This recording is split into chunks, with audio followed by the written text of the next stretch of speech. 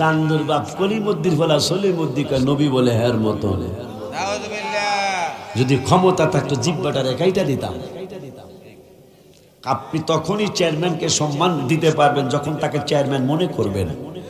আমার কথা এই যুক্তিটি কি ফালাইতে পারবেন? গারমরা বাজারে চেয়ারম্যানের সাথে দেখা হইছে, পাগল পাগল হয়ে গেছে, কয় আইনা coffee, where is coffee. Chairman হঠাৎ করে আর একজন আমাকে মকসেদে না, হ্যাঁ কথা কয় না কা। যখন আপনি তৃতীয়ার মকসেদ মনে করবেন তখন লবণ দিয়া রং চাইব, আদা কথা হয় না, আদা দিয়া রং চাইব।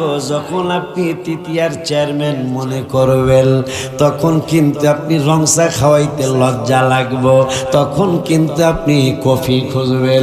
এই জন্য আমরা সুন্নিরা এই পাগলগুলি, এই পাগলের দলগুলি নবীর ইজ্জত করতে পারার অন্যতম কারণ হলো আমরা নূরের নবীকে রসুলই মনে করি, সাধারণ মনে করি না।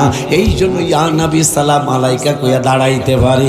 আর ওই পাগলের দলেরা তোমাকে গালি দিলাম না, গালি আসতেছে, কারণ নবী বিদ্বেষীরে গালি দেওয়া আল্লাহর সুন্নাত।